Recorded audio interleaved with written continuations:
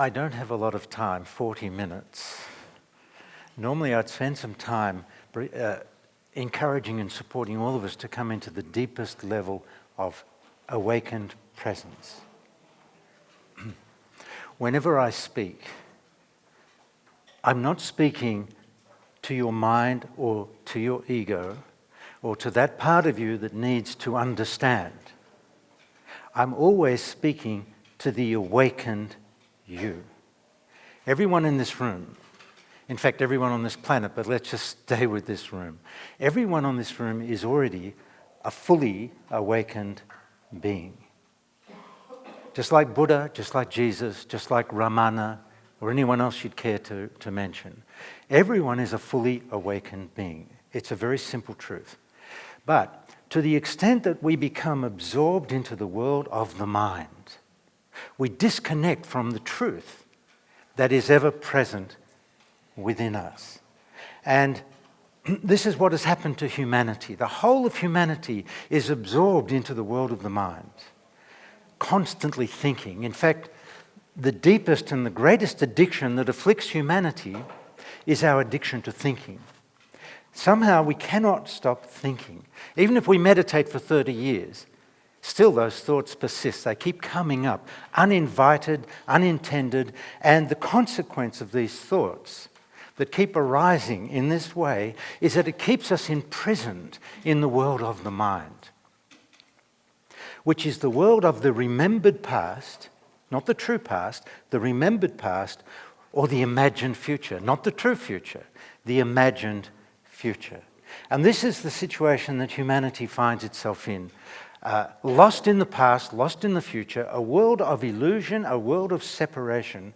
And deep within us is this longing for liberation, for freedom, for awakening, for truth, for oneness. This longing emanates from the soul. It's coming from the soul. It's deep within us. But most of us are enslaved and imprisoned within the world of the mind. So I'm not speaking to your mind. I'm speaking to the awakened you. If you're present in this moment, you are an awakened being. That's how simple it is. I'm going to, with your permission, I'm going to tell you who you are. Not you, but me and we. Who are we? At the very deepest level, who you are, who I am, who we are, is pure consciousness, beyond form and beyond content. Now, you can't even think about that. It's impossible. Pure consciousness beyond form and beyond content. Now, the great miracle is that you, pure consciousness, beyond form and content, you've managed to somehow manifest into your physical body.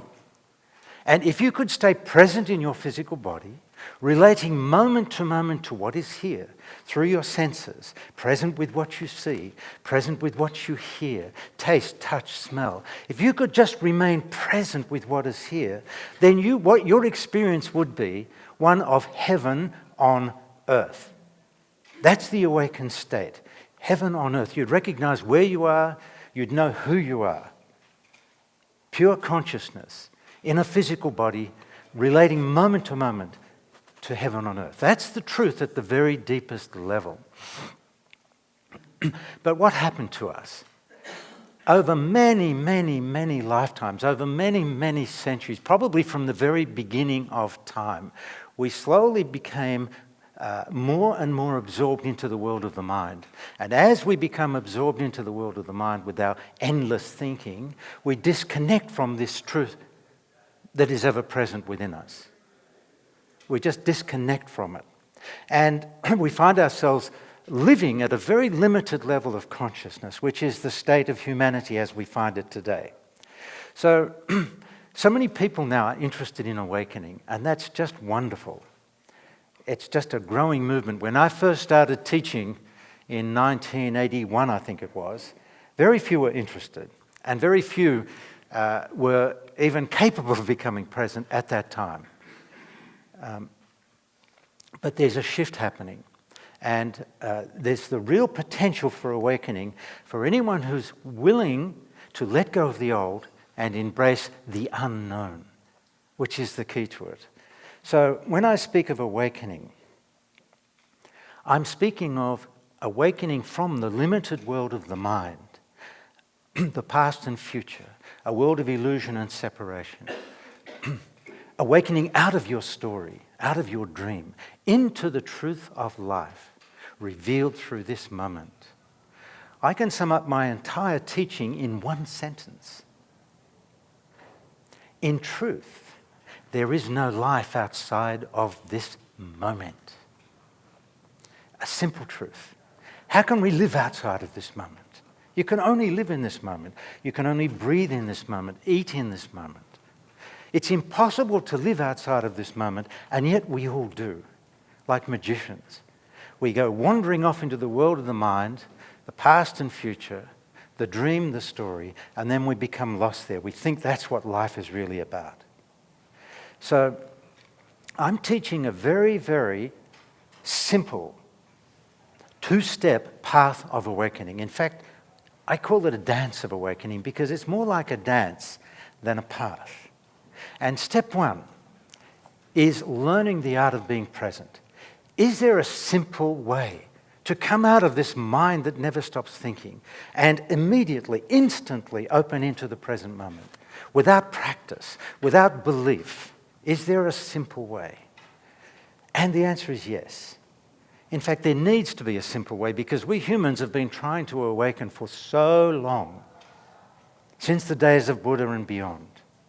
And very few have awakened. That's changing in our current time, but very few have awakened. We need a clear and direct and simple way. So I'm going to share with you very briefly this key to coming out of the mind and into the present moment instantly. No practice, no meditation, no belief, no concept. It's instant. And it's so simple. If anybody wants to throw something at me because it's so simple, feel free. It's too simple. When you're in the mind, you're in the past and future. When you are in the mind, you're in the past and future. In order for you to come out of the past and future into the present, you just bring yourself present with something that is actually here in the moment with you. If you can see it, you can be present with it. If you can hear it in this moment, you can be present with it. Feel, taste, touch, smell. The moment you're truly present with something that is here, truly present, which means you're here, present with what is here, and you're nowhere else, you're just here, then in this moment, and only in this moment of presence, you are an awakened being. Now, your mind and ego will doubt it. Your mind and ego will try and get you out of it. This can't be it. This is too simple, says the mind, says the ego. I've been practicing meditation for 30 years or for 30 lifetimes. Don't tell me it's this simple. But the truth is, it is. We have to come to this silent depth within us, this infinite peace, infinite silence, at the very center of our being. The moment we're truly present, the mind falls silent. Thoughts stop. You're not trying to stop thoughts. It just happens. Thoughts stop. Your mind is silent. And then a much deeper level of silence opens up from the very center of your being. You become filled with this silence, filled with peace. You are the silence. You are the peace. When you're truly present, you are silence, you are peace, you are love, you are acceptance, you are compassion. You are utterly without judgment. And you exist in the realization of oneness. This is the truth of who you are, who I am, who we are. It's the truth. This is step one. Learn the art of becoming present. Relax more and more into presence. Deepen into presence. Become familiar with presence. This. I love those words, this, because those words open up as you're really, really present. This. You feel the oneness. It starts to look and feel and seem like heaven on earth, which it is. It's such a pity that we humans are so lost at such a vast level. So that's step one. Just bring yourself present with that which is already present. It can be what you see, or you could close your eyes and just be present with your body breathing. Present with the sound you hear. Present with the feeling of your hands touching whatever they're touching. Then I can ask you, who is present in this moment? I am. It's the I am that you are that is the awakened you. The I am presence, the I am that you are, the I am that I am. When Jesus said, I am the way, the truth, and the life, he really should have said, I am is the way, the truth, and the life. And the I am of me is within me, says Jesus, but the I am of you is within you. Don't project it onto me, please. It is within you. If you love me, it's because you are loved. Don't project it onto me. If you experience God in my presence, that's only possible from God within you, the presence of God within you. Don't project it onto me. All that I am, you are.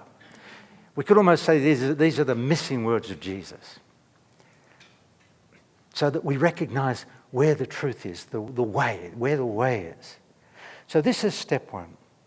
I'd love to guide you all into the deeper levels of presence, and maybe we'll do that later, but I don't have time, or a lot of time. So let's move on to step two, because both steps are essential for true awakening. It's one thing to be present, but let's not make it such a big deal. The cow is present. The donkey is present. The elephant is present. The flea is present. Everything on this planet is present. The tree, the flower, everything, the sky. Everything is present except for one thing. And what would that be? That would be us.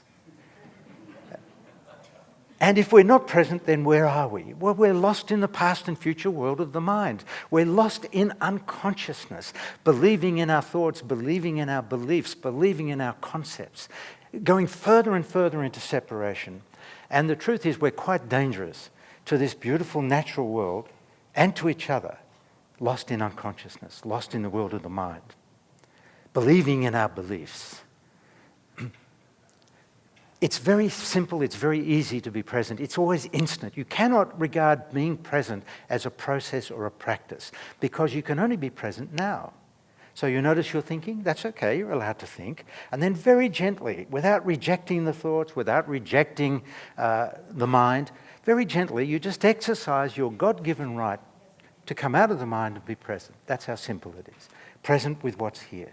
Your body breathing, the sound you hear, movement. You can be present in the movement. What do you think Tai Chi is all about? Learning the art of being present in the movement of your body. You don't really need Tai Chi. Just brush your hair in the morning in presence. What's the difference? No difference. It's just presence and consciousness in the movement of your body. That's step one.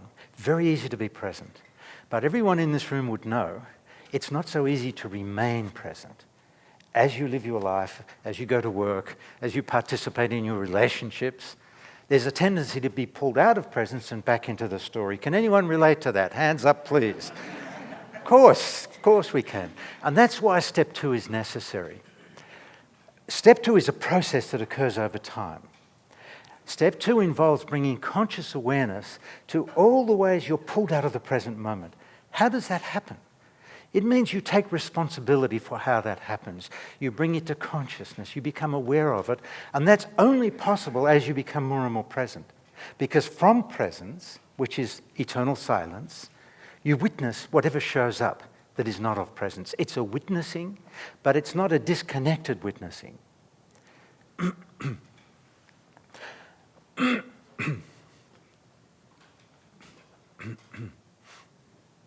Step two involves bringing to consciousness everything that is unconscious within you.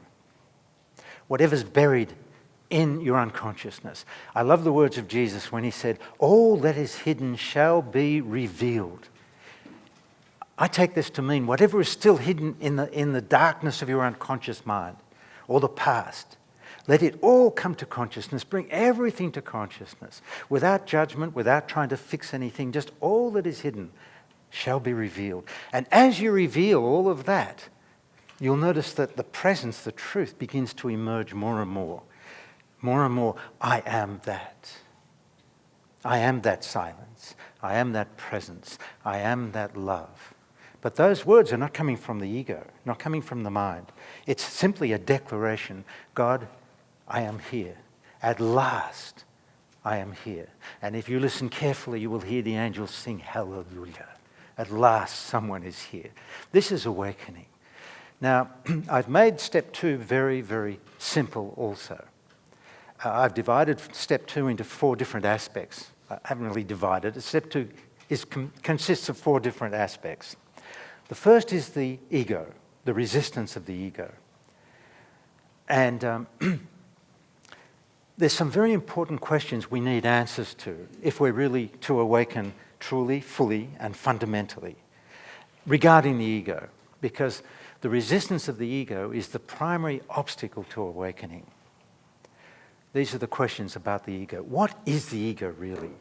Forget about Jung and Freud. This is a different approach to the ego. What is the ego? What is its role in your life? How does it function? Why does it resist you being present? How does it pull you out of presence?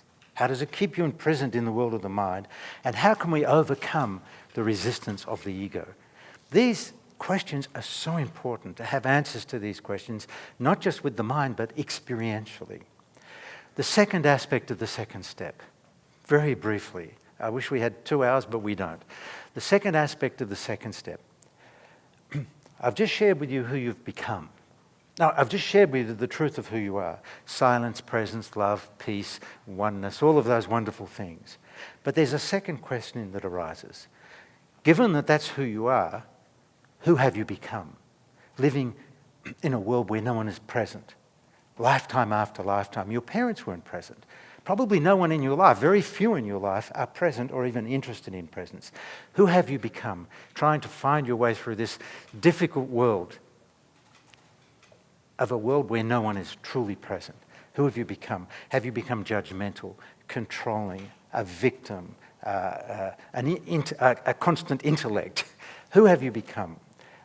Do you feel unworthy at some deep unconscious level? Do you feel like you're not good enough? Do you feel unloved? Most of us hide all these things from ourselves, or we're trying to fix them. But there's a process we go through in this teaching anyway, where we bring to consciousness, we own, we acknowledge, we confess, who have we become? And a miraculous thing happens. As you own, acknowledge, and confess who you've become, without judgment, without trying to fix yourself, as you bring it all to consciousness and own, acknowledge, confess, then the deeper levels of truth of who you are begin to emerge more fully. It's as if who you have become is the doorway to the truth of who you are. But we're also committed to hiding or avoiding or judging who we've become, which is our big, big, big mistake. The third aspect, very briefly, to the extent that you have feelings repressed within you from the past, how can you be fundamentally awake in presence? Because there'll always be someone or something to trigger those repressed feelings. So is anyone in this room carrying repressed anger from the past? Hands up. Everyone should put their hands up because we all are. Okay, anyone carrying repressed hurt, sadness, pain from the past? Okay, anyone trying to fix themselves? Put the hands up. Good. Does anyone believe enlightenment will fix you? Hands up. No, it won't.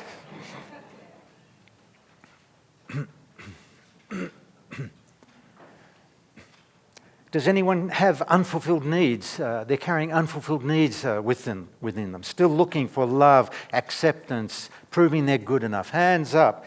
You know, the higher your hand is, the faster you'll be liberated from these things. And I always recommend 2 hands is better than 1. I'm deadly serious here. You know, you've got to be playful, reveal everything. Of course we've all become lost given the journey we've been on. And the great irony is, we've been on this journey for God. Now, I'm not going to go into the details of that because I don't have time, but it's really, we're on a magnificent journey. If only we humans could remember recognize who we really are, the journey we're on, and the deeper purpose of our existence here on earth. And the final aspect of the second step, the fourth aspect, is if I'm truly present, I'm basically coming back to myself, back into the body. All the energy that I've lost and put out there is coming back here. And everybody out. I'm me, you are you. In a way, we have to separate in order to come to oneness, because we're all hopelessly entangled in each other. So I'll tell you how that works. If I want you to agree with what I'm saying, I'm actually losing myself in you. I'm getting mixed up in you. If I want you to like me, same thing. If I want you to love me, I'm energetically moving away from myself, getting mixed up in you, which is not good for you, not good for me. And now how can I know who I am? I'm mixed up in you. You're mixed up in me. If I'm afraid of your judgment, I'm getting mixed up in you. If the truth is, you're a free being. If you judge me, that's got nothing to do with me. It's a statement about you, unless I take it on. If you hate me, that's got nothing to do with me. It's a statement about you. In this moment, you are the energy of hatred, unless I take it on. Now, how do I take it on? By wanting you to accept me, or like me, or approve of me, or love me. I'm exposing myself to your judgment, or your rejection, or your hatred, or anything else, or your disagreement. The truth is, we're all free beings. If you love me, now here's a good test for you. Does anyone in this room love me? Hands up. Very foolish. You would have been much better to put your hand. But those that raised the hand, thank you so much. And let me tell you a little secret. If you love me in this moment, it has absolutely nothing to do with me. It's a statement about you. It means that in this moment, you are the energy of love, and I can see it. But what about the rest of us? How mean are we? How mean, how withholding are we? It's a statement about you. Does anybody love this? Anybody love this? Put your hand up. Come on. Look at that. Look at that. You can love that, but not me. Thanks a lot. But this is how we're all hopelessly entangled in each other. I need you to love me because as a child I didn't feel loved. We're all lost in the pursuit of the substitute needs. I need you to love me as the first substitute need. I need you to accept me as the second substitute need. I need you to approve of me or think I'm good enough, think I'm special, is the third and final substitute need. The more we pursue the substitute needs, the more we become lost in the world of the mind, in illusion, in the story, and things become more and more difficult for us. Very simple. So what's the original and only true need that any of us really have? Very simple. This is what we felt when we came out of the womb, and we've felt it ever since, but it's become more and more unconscious. And we've disconnected from it because we gave up on it. It's never going to happen. So then I better pursue the substitute needs. And the true and original need is, I just need you to be present with me. If you're here, I can be here. If you're here, I can be here. That's the second last step in awakening. The last step. I'm here, whether you're here or not. That's it. That's the last step. I'm here whether you're here or not. I will no longer lose myself in seeking love, acceptance, understanding, or even needing you to be present. I'm here whether you're here or not.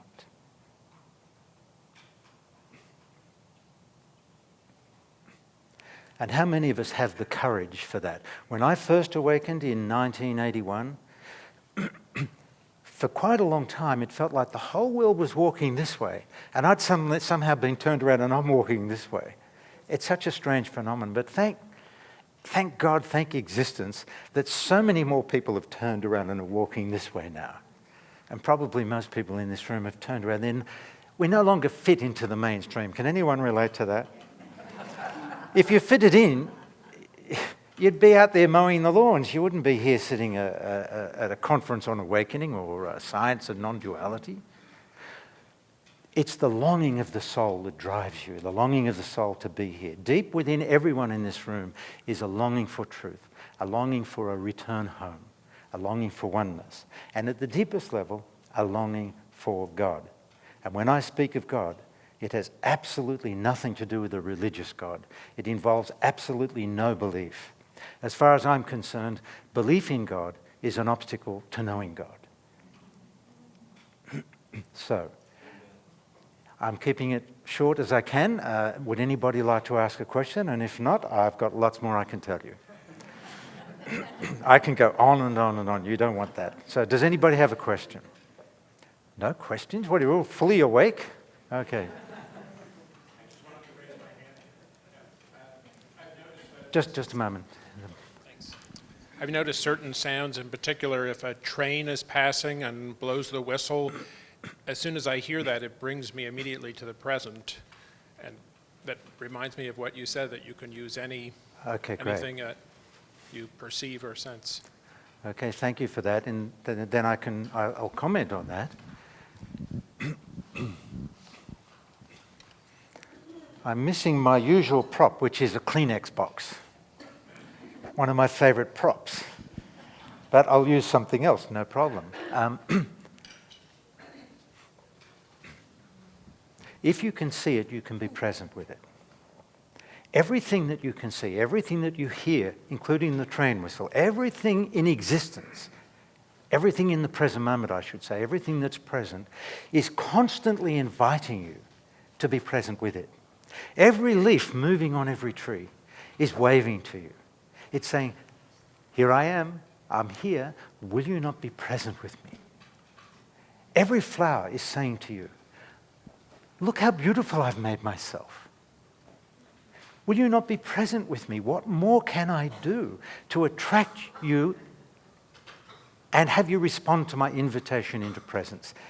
This glass of water, same thing. The bottle, the flower, the table, everything is an invitation, is inviting you to be present with it. But mostly we say, don't bother me, I'm trying to get enlightened. I'm reading this book on awakening, don't bother me. One of my favorite things is to hold up my Kleenex box of tissues and say, this box has more power to awaken you than Buddha and Jesus and Ramana combined. Which usually upsets some people. And then I'll say, because it's here, and it brings to you the invitation to be present with it. Wherever you are, start paying attention to what is here. If you're going for a walk, be present with what you see, what you hear. Slowly, slowly, you'll find yourself relaxing and settling into presence. The flower might say to you, if you listen carefully enough, don't you know who I am? Says the flower.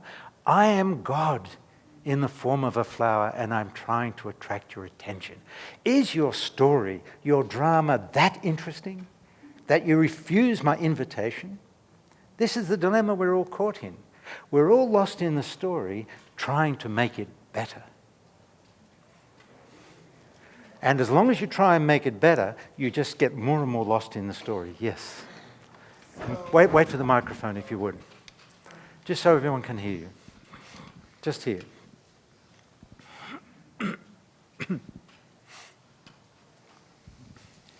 I've struggled with this concept, so I wanted to get your thoughts on it. How can you be present and plan for the future? Good question. Yeah. Okay. You know, it's important to recognize, even with awakening, even with enlightenment, there's always going to be two dimensions of you. Unless perhaps if you live in India and find a nice cave to sit in. But otherwise, there's going to be two dimensions of you. There's going to be the awakened eternal dimension of you, utterly present, experiencing moment to moment what is here, experiencing the presence that is in everything, the oneness that is in everything. And that's the dimension that most of us have disconnected from because we've become too absorbed into the mind. But even with awakening, there's another dimension of you. It's the dimension that plays and participates in the world of time, in the world of duality. In other words, both dimensions can coexist peacefully. True awakening involves, number one, first, awakening to the eternal dimension, the perfect, infinite, eternal silence. I am that. I'm just here. And you're just here. I can see it. This is it. No thought. Your mind is silent. We have to settle here and relax here. Don't be in too big a hurry to get out there into the world. Just relax. Give it some space. Give it some time just to really, really settle. This. If you've experienced what I'm talking about, you'll really relate to those words, this. But at some point, you're going to re-emerge into the world. But you're going to re-emerge from a different dimension within yourself. Prior to awakening, or prior to this certain level of presence awakening within you, you're basically engaging in the world, engaging with work and with others from within the mind, from within your story, which goes all the way back to your childhood and all the limitations, pain, and unresolved issues of your childhood. So we're functioning from here. We're basically living at a very low level from within the mind. But if you can, what can happen, what is possible, as this slowly transitions from the world of the mind into presence, then the expression is coming from presence. So I play in the world of time, but I'm not of the world of time. Then which world are you of, sir? I am of the world of now. I play in the world of time, I play in the story. I still have a story, but I don't live in the story anymore. I have a new home. My home is the world of now. Prior to awakening, my home is the world of the mind, the past, the future, with all the limitations that go with that. Lost in illusion. But now I have a new home. And that's when the shift really occurs. And you don't know exactly when that new home will open itself to you. You don't know. But you'll wake up, if you follow a path that's working for you, a way of awakening, then you'll wake up one morning and suddenly, wow, what happened? This seems different. I'm really here now. Wow, this is my home. I love it. But there's no rejection of life within the world of time either. I can flow easily between those two dimensions.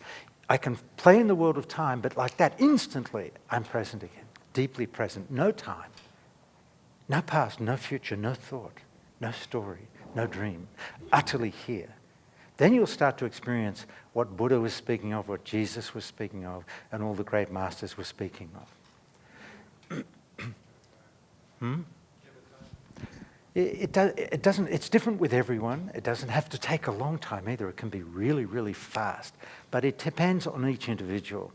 If you have unresolved issues within you from your childhood, if you're strongly attached to beliefs or concepts, including the concept of non-dualism, that will act as an obstacle. Because as you become present and your mind is silent, all concepts disappear because your mind is silent. They can only exist within a world of thought. So even non-dualism is surrendered as you enter into the truth. Everything is surrendered. Where is Christianity? Where is Judaism? Where is Islam? Where is non-dualism? It all disappears in the perfection of the present moment. And that's what they're really speaking about. Buddha's words, Jesus' words, Ramana's words, and anyone else, they all are speaking directly from awakened presence. But if you try and understand or relate to what they're saying from within the mind, which is what happens to most people, you just go further into the mind. You can be lost for another 20 lifetimes if you get too involved in concepts, including spiritual concepts, non-dual concepts, or any other concepts. Okay? Thank you. Over here.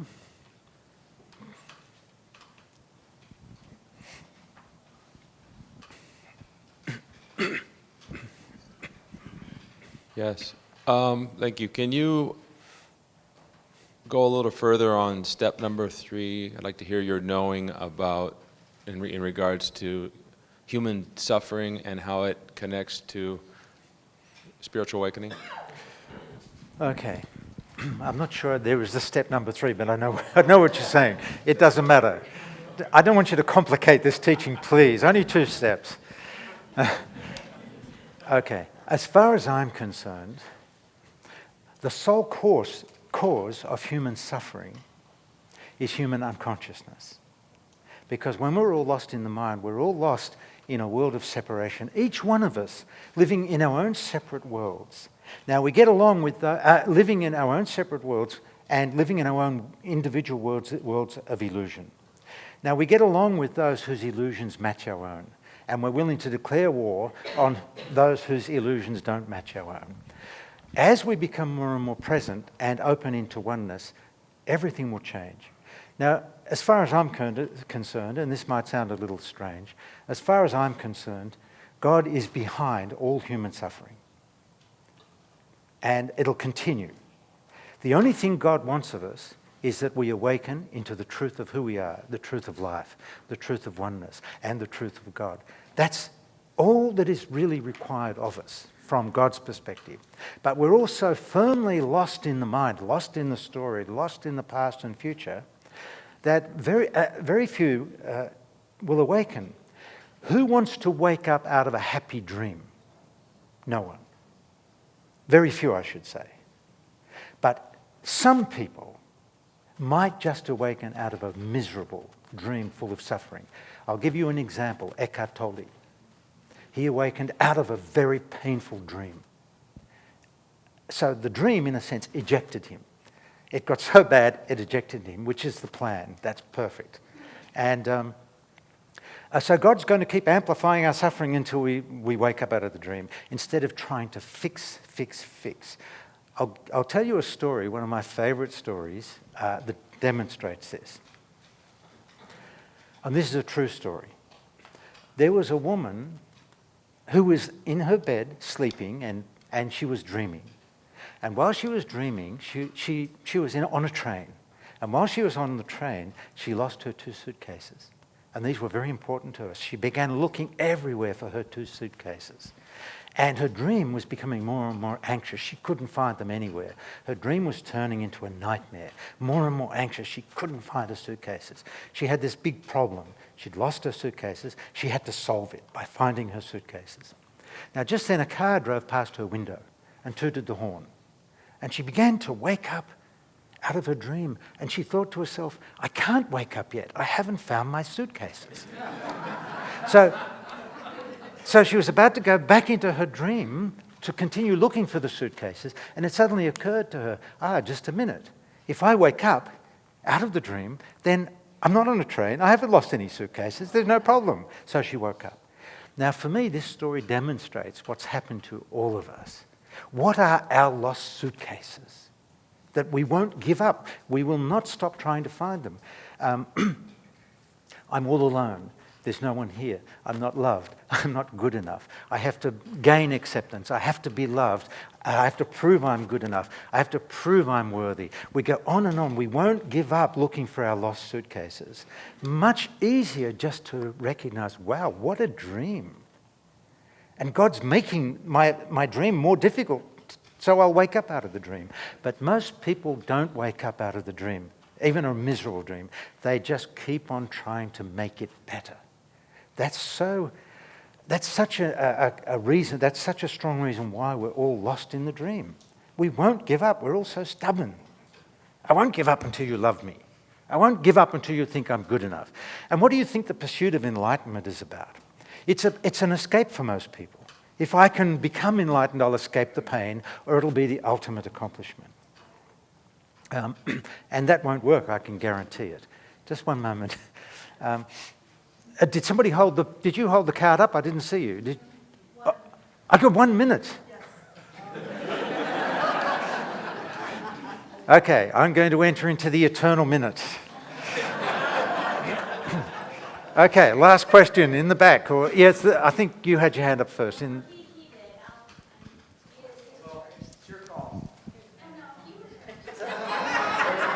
Okay, 30 seconds. 30 seconds. Does somebody want to ask a question? I'll give you a one-sentence answer. First of all, I just want to thank you for the level of understanding and articulation of this experience. Thank you. My question is this. It's a very strange question, but I've come to a place, maybe I'm awakened, I don't, it feels that way, but sometimes I see a smile in someone or a beauty, and I fall in love with them. And it's happening all the time. That's because you are love. But I have another part of this. Yeah, but we're... Wait, we can't... I'm not allowed to go over time. I'll get into trouble. So let's all pause. Thank you for your question. I'll wait outside if you want to continue. It's really juicy, too. I know.